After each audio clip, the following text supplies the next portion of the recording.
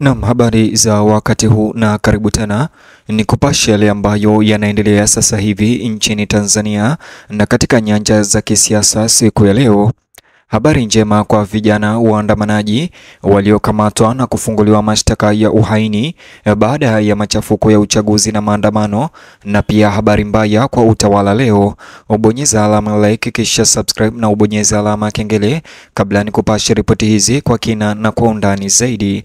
Katika hatua ya kijasiri na isiyo na kifani, chama cha wanasheria Tanganyika kinachojulikana kwa jina la TLS kimetangaza mpango wa nchi nzima kutoa msaada wa bure wa kisheria kwa raia wote wa Tanzania waliokamatwa au kushtakiwa kuhusiana na matukio ya maandamano na uchaguzi mkuu wa mwaka 2025. Uamuzi huo unakuja wakati ambapo serikali ya CCM imesisitiza mashtaka mazito, ikiwa ni pamoja na mashtaka ya uhaini dhidi ya vijana hao waliokuwa wakiandamana waliokamatwa, dhidi ya baadhi ya waandamanaji waliokamatwa wakati na baada ya maandamano ya Oktoba tarehe 29.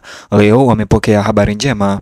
Tangazo hili la TLS lililoongozwa na Mwabukusi lililotolewa hadharani Novemba tarehe 9 mwaka 2025 na rais huyo wa jumuiya hiyo Boniface Mwabukusi tayari limeibua mjadala wa kitaifa na kimataifa kuhusu hali ya haki na demokrasia nchini Tanzania. Boniface Mwabukusi, rais wa TLS Tanganyika, alisisitiza kuwa dhamira ya msingi ya mpango huo ni kuhakikisha kila mwananchi, kila kijana anapata uwakilishi wa haki bila kujali hali yake ya kifedha. Katika hotuba yake alisema kwa udhabiti kwamba haki ya kujitetea imo katika katiba ya Tanzania na kwamba TLS haitaruhusu umaskini wa vijana hao kutumika kama kikwazo chao cha haki na kuwapelekea kuweza kuhukumiwa kifo kwa kupatikana na makosa ya uhaini.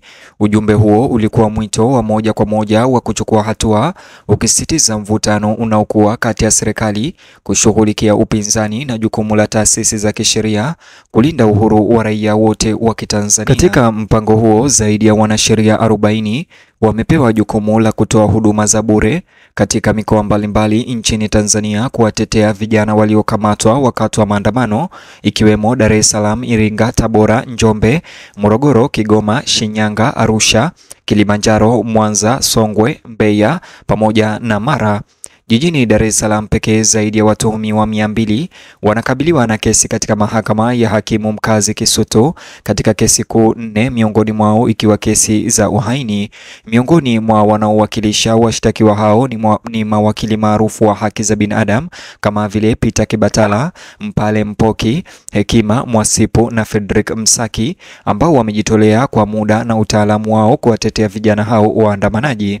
Tangazo hilo linakuja huku kukiwa na wasiwasi unaoendelea kuhusu maandamano ya Oktoba tarehe 29 ambayo yalizuka katika mikoa kadhaa kufuatia madai ya makosa ya uchaguzi na kukandamiza sauti za upinzani. Video zinazoonyesha mapigano kati ya waandamanaji na jeshi la polisi wakati huo zilisambaa sana kwenye mitandao ya kijamii, zikileta hisia za kimataifa na kulaaniwa na waangalizi wa haki za binadamu. Licha ya serikali ya CCM kukanusha, mashahidi waliripoti kuwa takriban watu 12 waliuawa, huku upinzani ukidai ya kuwa zaidi ya watu 800 waliweza kufariki na wengine wengi kujeruhiwa wakati wa maandamano hayo. Kufuatia maandamano hayo, mamia ya wananchi wakiwemo wanaharakati mashuhuri na wanachama wa vyama vya upinzani waliwekwa kizuizini.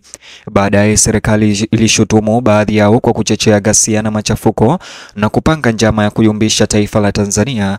Watetezi wa haki za binadamu, hata hivyo, wanashikilia kuwa kukamatwa huko kulichochewa kisiasa na ni sehemu ya kampeni pana ya kunyamazisha upinzani.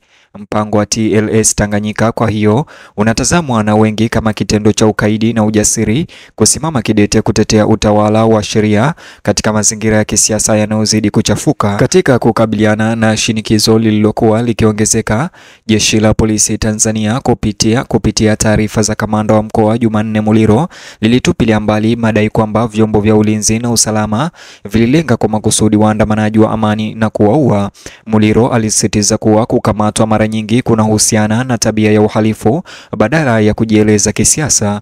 Hata hivyo, wakosoaji wanahoji kuwa matamshi kama hayo yanashindwa kushughulikia muktadha mpana wa ukandamizaji wa kisiasa ambao umefafanua kipindi cha baada ya uchaguzi. Maandamano hayo ya Oktoba yamekuwa wakati muhimu katika historia ya kisiasa ya Tanzania, ikiashiria kuchanganyikiwa kwa upinzani ulionyamazishwa na uimara wa kizazi kipya kinachodai uwajibikaji na haki.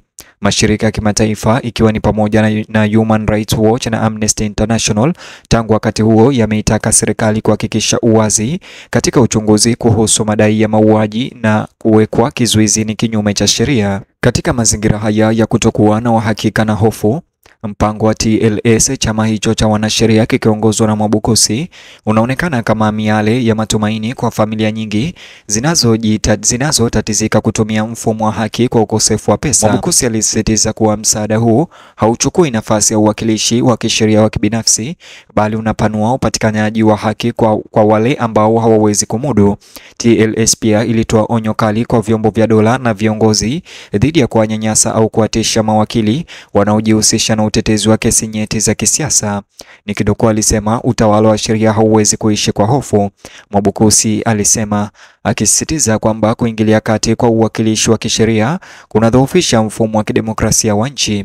Kauli hii ilitafsiriwa na wengi kama jibu la moja kwa moja kwa ripoti kwamba baadhi ya mawakili walikabiliwa na vitisho na ufuatiliaji walipokuwa wakishughulikia kesi zinazoshtakiwa kisiasa.